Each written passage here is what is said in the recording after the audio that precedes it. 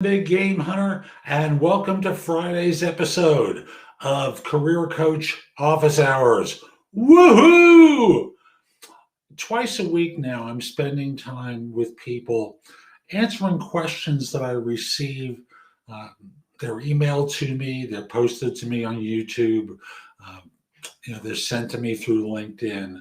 And the questions are great questions, and often they're about job search, hiring more effectively, managing and leading, as well as resolving workplace related issues. Now, I'm going to make a change in what I do with these shows because, frankly, I'm getting a lot of questions about hiring, managing and leading, workplace related stuff. And I want to make sure that there's adequate time for all of it, as well as the job search material. So what I'm going to do is split up, the two shows. The Tuesday one being the job search show, the Friday one being the career and leadership coaching show. And I'll just simply say, if you have a question for me on either subject during the show, don't hesitate to put it into chat. But I want to make sure that there's a focus on each one. So I look forward to helping you. I look forward to answering your questions. And I've got a bunch of them today, and I'm not doing the split on the shows today. What I'm doing is the general show. And again, I'll be back Tuesday at noon for the next one.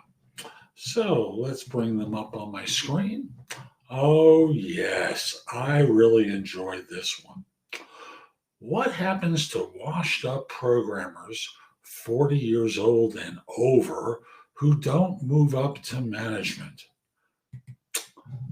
No ageism on your part, right? You're not ageist. You don't have a bias about people. You're pointing out that they're 40 and older. Give me a break. There was a study that was done by Stanford that indicated, Stanford and NYU, professors at both schools cooperated on this and came to the conclusion that ageism is the one acceptable bias in the United States. Nice going, guy. You've put it right out there and showing that you're a bigot. Now, what happens to people who don't make it to management at whatever the age is? And that you define them as washed up programmers is fascinating to me because you may not know what you're talking about. You see, firms value more than simply coding skills unless you're in a startup environment where they may demand exceptional coding skills, but you're always going to be a coder. And you're not going to move into management because that's not what they're looking for from you until they get significantly larger. As such, look at it from the standpoint of I'm 40 years old, or I'm 38 years old, or I'm 52 years old, or 62. I coach people in their 60s who are trying to land work. And often what's happening to folks is the bias is coming into place. Now, what does that lead people to if you don't make management? Like management's so desirable. For a lot of folks, it really isn't. And what they find is best for them is the idea of being a consultant, temporary, interim, whatever term it is.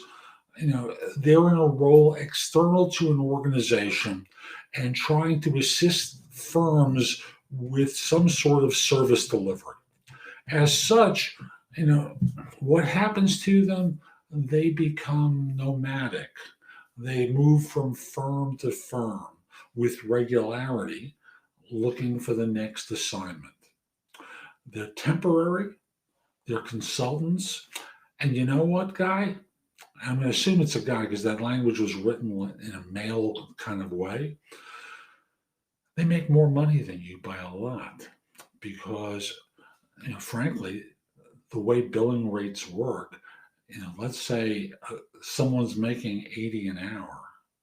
That's $160,000 a year. How much are you making? You're probably making 80 to 100. You've got benefits, you've got vacation. They can afford more. They've got downtime, but they don't have the pressures. And the fact of the matter is, you don't have job security either. So your security may last a little bit longer, but if anything, this pandemic should prove to you that no one has job security. Firms wind up making decisions that are right for them and the shareholders, and not necessarily for staff, and rightly so. They have to survive. And, well, again, back to the initial question, what happens to people who are 40 and older who don't make it into management? They go into consulting and make a lot more money. Let's go to the next question. If it's relevant, would it be reasonable to put my experience as a lead developer for a hobby project on my resume? The key part of this is lead developer. Like, they're not going to pick up on the fact that this is small piddling work, and you can call yourself a lead developer, but it's trivial by comparison. Make it clear. Don't try and snow people. Just make it clear that you were doing something on the side. Explain how it's relevant to what their needs are, and that there you have a shot of doing something. But don't over dramatize it. After all, what was your budget? How much coding did you really have to do? How many hours of it were you the lead developer for? And but include it, because it may make a difference. Why is modifying a resume the hardest and most time-consuming part of the job application process? What are some tips to get through it more efficiently? It's a two-part question there. The first part is, why is it so difficult? The answer is, along the way, you didn't take the time to compile your successes, and thus you're thinking back in time and trying to write based upon memory. And there's pressure in a job search. If instead, and this is where I start how to do it better, if instead in the future, every time you have a success, record it. I don't care if it's a Word file, OneNote, Evernote, in your phone. Do something that acknowledges it, what you did, how you went about doing it. If technology is involved, what tech you used. Go into some detail for yourself so that this way, I'm going to treat this like it's a developer who's writing it, and then I'll go back into plain English. It's almost like you're creating objects. It's like object-oriented programming. You're creating objects that you can plug and play into your resume in the future. And in plain English, that translates into you recording episodes of your career, and you're going to choose the one to include in each resume that you submit. So why it's the hardest? You're thinking in bureaucratic language and not trying to talk person to person. You may be trying to figure out what's relevant for a particular job and from your background, and you've put yourself under the gun to write a resume at this time where you're out of your element. You know how to look for jobs. I'm sorry, let me back up for a second. You know how to do the job. You may not know how to find a job. And that's writing a resume, having a great LinkedIn profile that's congruent with the resume. It's about how to interview well. It's about how to negotiate. And you're dealing with the pressure of a wife, husband, and partner who may be saying, hey, how's it going? Everything okay? And that puts pressure on you too. So relax. In the future, you know how to do it differently and do it that way. And we have a suggestion from Herbert Elwood Gilliland III, who says, if I were to modify my resume anyway, it would create gaps, which leads to awkward questions. And you're right, those do lead to awkward questions, but I'm sure there are simple answers, especially the last couple of years with COVID. So Herbert, let me just adapt what I was saying to you here.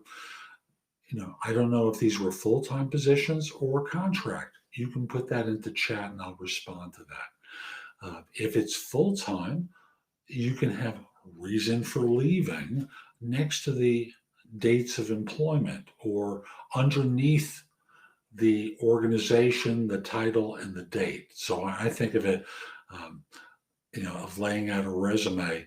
Um, it's company name, date off to the side, the master date, and underneath it, the job title. And if you've had multiple titles within the firm, each individual date sequence off to the right underneath the master date. And this way you're able to show a progression. So coming back to Herbert, with 60 pieces of experience, I'd love to share appropriate ones. Full time, but earlier in my career, I had specializations that they no longer consider, I'll assume the word is relevant. So when you get to the old stuff in your resume, Herbert, what you might consider doing, and again, I don't know how many years ago this is, but I would say, let's assume it's early this century, more than 10 years ago, something along those lines. You'd put in prior experience was as let's say you're a partner, well, let's say you're a manager level for the sake of argument at a firm doing accounting work. I'm just picking a title at random. And back in the day, you interned at and you were doing engineering work. So you'd say prior experience or prior to 2010.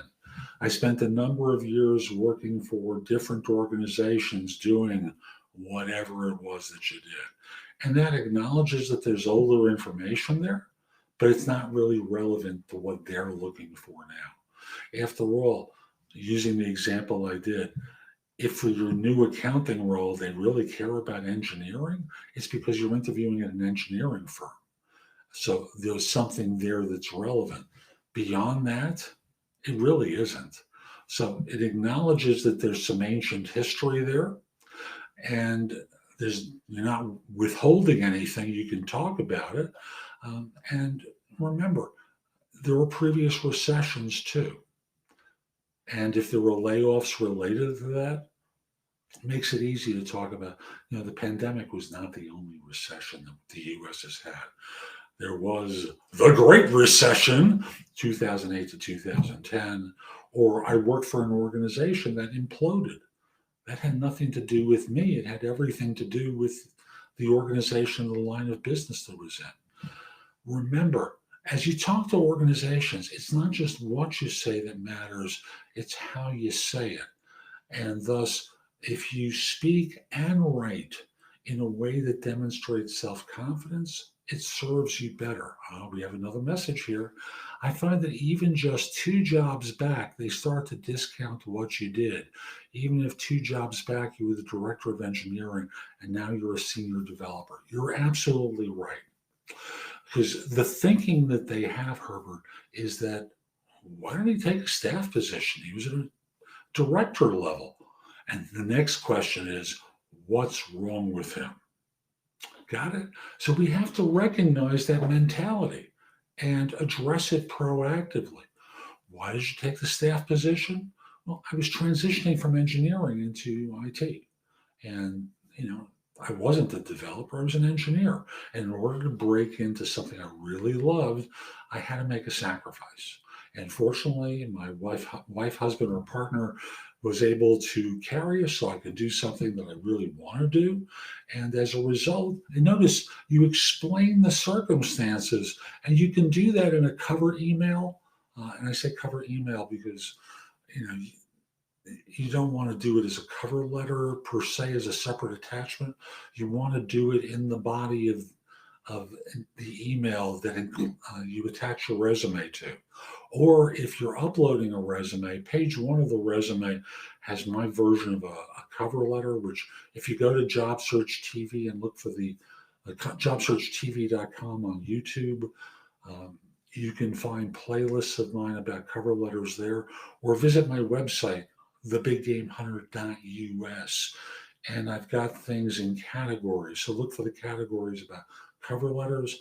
And I've got a couple where I talk about a format for cover letters that makes them page one of an uploaded resume so that it's keyword rich. And then you can explain why it is you took the step back in the cover email or in the page one of the resume. I hope that helps, Herbert. I really do. Let me go to another question. And Herbert, if you got more, don't hesitate. Do I follow up on a job application or interview? Yes, definitely. So, don't just simply, send a resume into the black hole. Truthfully, I don't believe in applying for jobs in that way. And Herbert, I'm going to continue with you in just 1 second. I don't believe you apply for jobs through applicant tracking systems. I believe you try and ideally get warm introductions from people in your network, or barring that, you find the hiring manager by reaching to people in the organization who can point you to the right person and then provide an introduction to that manager. And then from there, with that sort of a warm introduction, you contact them or have them introduce you. So that in this way, you're cutting the line to get to the front. And you're not just another fish in the river trying to jump onto the hook. And all the other fish are trying to get on that hook. And you wind up in a situation where you're competing with lots of people. So always put yourself in the position where you can get to the front of the line and not really compete quite so much. Let me come back to Herbert's next message. Oh, that's a very interesting point you bring up about organizational implosions. It's a narrow line to walk because if you're a manager, they blame you for the failure. No, you're too many levels down. That's not true. That's a story you tell yourself. As a manager, you've got a director, a VP, an SVP, you got a board, you got the C-suite. There's a lot of people in between you and the leadership. And unless you're in a startup, even then, there are limits to how much they're going to blame you. Let me come back here because there's even more. Some of the contributions, but then they said, well, you failed in some way. So when I felt I had to defend myself, here's how you respond. Well, you failed in some way. What gives you that idea? That's the way to respond. Make them defend the statement because people get laid off. It's the economy, stupid. And that was an old Bill Clinton comment during George Bush Sr.'s presidency when he ran against him.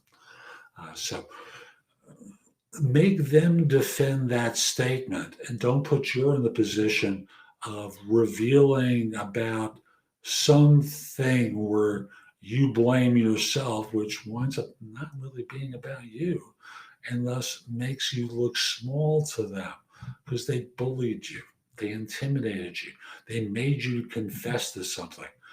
So you were an award-winning startup that ultimately closed its doors. This used to be a selling point, but on my job search, it's become murky as to whether it was good or not.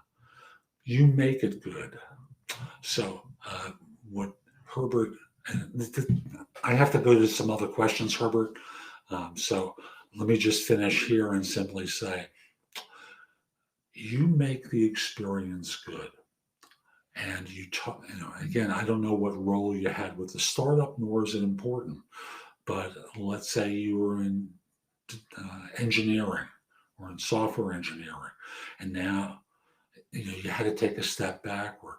Hey, we couldn't sell the service. The product worked, but the sales team, the marketing team didn't connect with the customers. And again, great product, but we couldn't sell it. I'm not responsible for sales. I was an engineer and had nothing to do with that.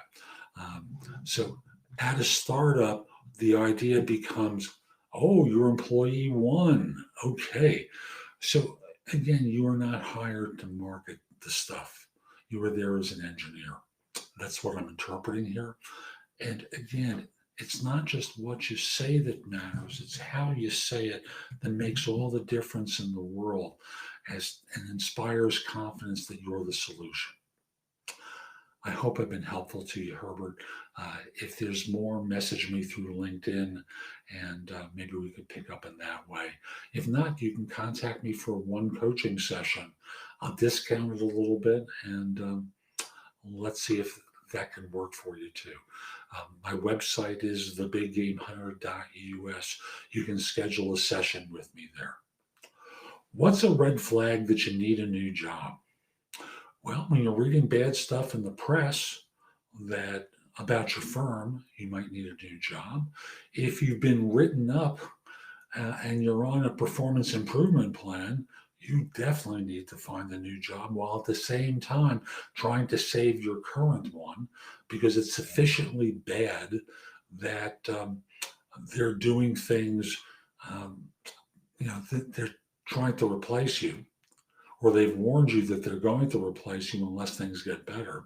A third thing is when you're back in the office, you notice people in lots of meetings and no one knows what's really going on. And there are people not from your department meeting behind closed doors. What used to be called the suits are getting together. There are lots of different ways that you get signals that it's time to look for a new job. But it starts off with, is the firm making money? No. Time to look for a new job because as it happened to employee number one, eventually they get to the point where their run rate winds up going to zero. And don't wait for that. Do employers check references before or after an offer? The answer is yes to both. Sometimes, and there's a third option, they make the offer contingent upon a successful reference. So you know what the money is. It's not official until they check the reference, but they're trying to hold you in place. Some firms do it differently. They check references and then they do the background check, of course, afterwards, where they write to your current employer. And it's to people you don't know. It may be to HR, it may be to any number of individuals, but generally to HR, where they verify dates and wages. Again, before the offer, they'll do the reference check. After the offer, contingent offer. So a lot of variables here. Firms do it differently. How do you politely negotiate salary versus via email? Let me repeat that because I stumbled there. How do you politely negotiate salary via email? Don't negotiate salary by email because there's delays. You're not sitting at your desk all the time, and neither are they. And there's one thing every salesperson I know, myself included, because I used to work in recruiting, which is very much a sales position. We all know this idea. Time is the enemy of all deals. And the more you negotiate by email, where they can't hear your voice and they can't get a sense of your sincerity and whether you're really interested, the more they start thinking they should rescind an offer and go to plan B. And that's the problem with negotiating salary by email. They suddenly go, and you have no signal of this until they basically say, look, this is the offer, take it or leave it. And you've annoyed them and they've gotten to the ultimatum phase. That's not a good negotiating strategy. Do it by phone. Now, if oral communications are an issue because you're not a U.S. native and thus English is a second language, you have to practice the conversation with someone you trust. That makes all the difference in the world. So practice what you say and then go into the phone call. Leave a voicemail for them or send an email saying, I'd like to speak with you. The offer isn't quite right, but I'm sure we can come to an agreement. Can we schedule a time to talk? Okay. How do I catch a lie in an interview? If you have to ask the question, you don't have the depth to evaluate people for their expertise. So the lie can be about who they worked for. If you know something about that organization, you pick up on incongruence.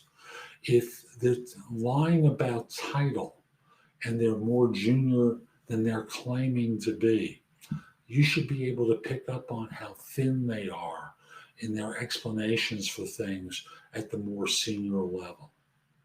So that's really going to be the basic stuff until you get to conversations with peers and former employees.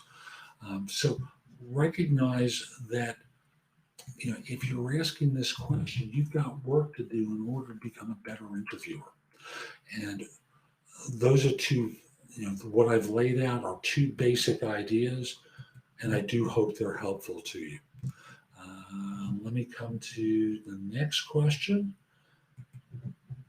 Do interviews predict performance? Well, performance on an interview, but not performance once in the job. Part of the reason is for the job applicant, but part of the reason is on you, because I worked in search for more than 40 years. I filled 1,200 full-time positions plus many, many consulting assignments. One thing I learned is everyone is posturing for advantage in an interview. They are, you are. Got that? There's a part of this that involves you. And they join the organization and they're disappointed pretty quickly. Now, statistically, within 18 months, most hiring managers are disappointed too. I believe the statistic is 66% of hiring managers have buyer's remorse within 18 months of a new hire. And the new hire, that person that you're complaining about, they figured out a long time ago that this isn't the job that you told them about. So it's not just on them, it's on you. And in terms of predicting performance, the thing that you don't disclose is the nature of the friction that exists in your organization. Now, here's a statistic that's going to upset a lot of people. Employee engagement is the best in the world in the United States, 32%. That's a Gallup poll. And here's another part of that. For all that we know about human resources, all the work that's been done, that number is unchanged in almost a decade. So what's happening is on interviews, backgrounds are being misrepresented by candidates. Employers are misrepresenting the opportunity, the future, and the nature of the friction that the employee is going to run into in the new organization. That friction can be resources, politics, the limitations of the team, a whole host of different things. So don't blame it on the job hunter. It's a multi-part issue, and you may have become numb to the friction in your organization, but they aren't. So, do they predict performance? No. Last question. If an employer has a low seniority employee that's a high performer, so that's a junior person who does very well, and another employee that's a long-term employee but has never excelled in their job, what can ensure the newer employee has an incentive to be a high performer? I love this question. And the reason is you're losing track of something. You're not a slave to the organization. Your incentive to be a high performer, well, it could be money in the current environment, passing by the long-term person who's average. I don't want to say they're bad, but they're average. And you want to have the mental acuity to be able to recognize that there's a certain time where you've gotten as much as you can out of the organization. And I'm not saying to change jobs in 2 months, but you hustle, you work hard, you put in effort, because those are great attitudes for you to take with you to the next firm that may value you even more. And when you interview at the next firm, you want to make sure it's one that will respect and revere your capabilities, so that in this way you're not taken advantage of, and you can get what you want out of that next firm and excel there where you might not be able to here. So what's the incentive? Money? Bypassing this person, the next job. Being excellent is its own reward. Enjoy it. So I hope you enjoyed today's show. I'm Jeff Altman, the Big Game Hunter. I'll be back Tuesday again, and we'll have the segmented show. Tuesday, we're going to do one format. Friday, we're going to do another. And if you have questions for me, message me through LinkedIn or YouTube. I'd love to answer your questions on the next show.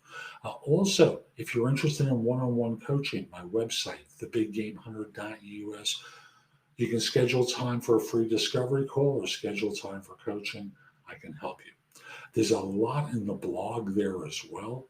Like, I believe it's over 11,000 posts at this point that you can watch, listen to, or read that will help you. Subscribe to my podcast, No BS Job Search Advice Radio. It's #1 in Apple Podcasts for job search. More than 2,200 episodes. Yeah, you heard that right. 2,200 episodes over more than 10 years. It's also available on Amazon Music. It's available on Google Play, Spotify, all the usual suspects it's available on. Great show. Generally short segments and one long interview per week. So 5 days a week it comes out. And you can also subscribe at JobSearchTV.com, my YouTube channel. And you can also watch me on Amazon, downloading the JobSearch TV app. Hope you have a terrific day. And most importantly, be great. Take care.